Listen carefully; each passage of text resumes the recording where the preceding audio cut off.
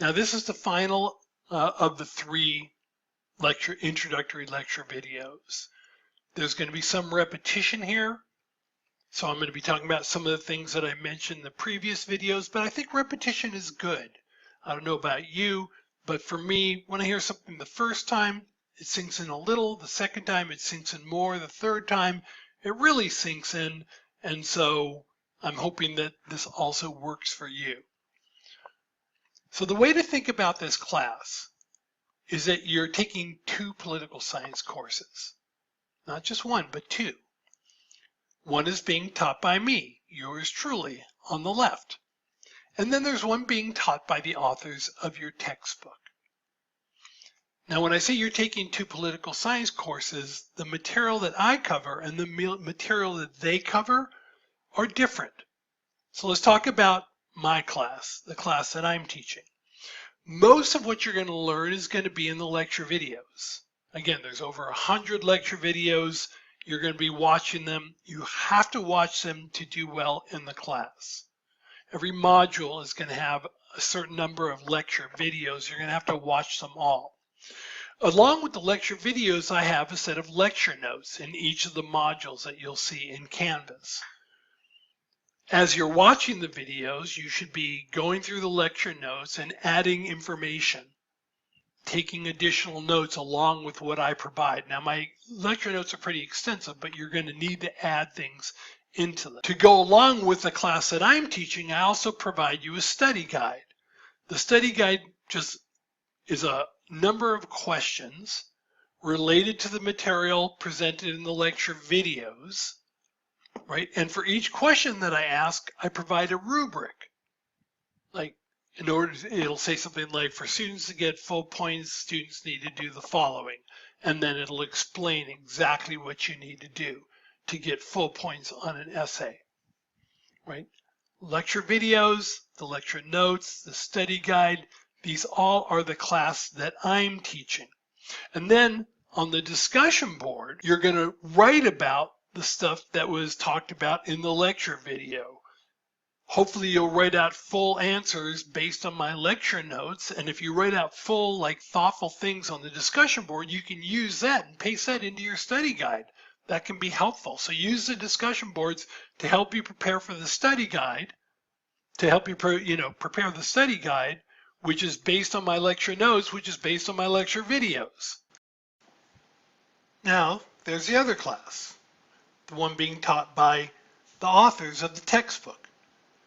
Right, the way that I test how well you understand the information they presented, right, is first I give you the 25 reading questions.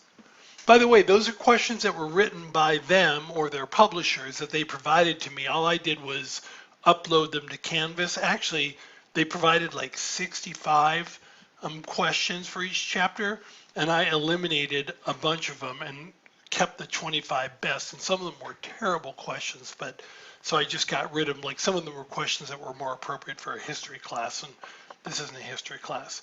So how am I testing you about what you know from the class that they're teaching? Well, I give you the reading questions.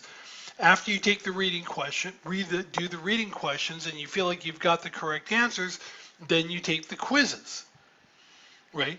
Remember, once again, that you get to take each quiz twice, and Canvas will only record your highest score. Now here's the important part. When it comes to the exam, I'm going to be testing you on your knowledge of both classes.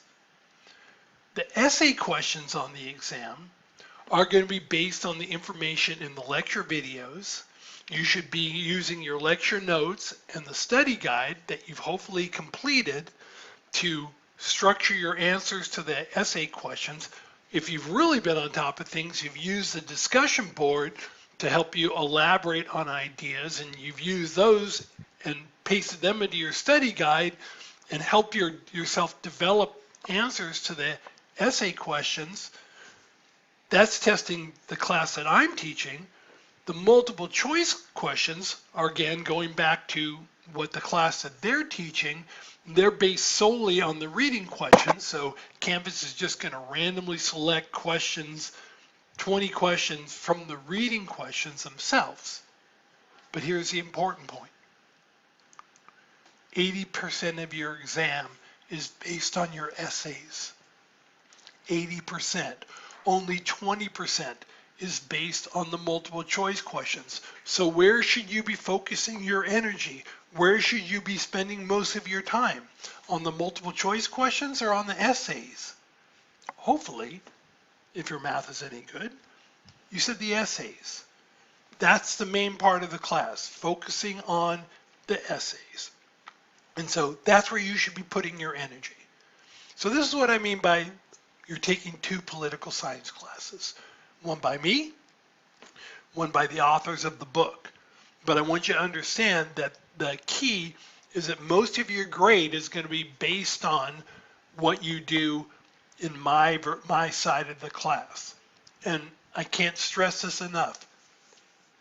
You cannot do well in my class if you don't watch the lecture videos. It's impossible, right? Many students have tried it. Unfortunately, they usually find out the hard way after exam 1 that it's not going to work. So don't even try. So there you go. You're taking 2 political science courses, one from me that's incredibly fascinating, insightful, and one from the authors of your book, and the book is kind of boring, but it's an important way to learn. So there you have it. 2 political science courses. Okay? That's your introduction. Good luck in the class.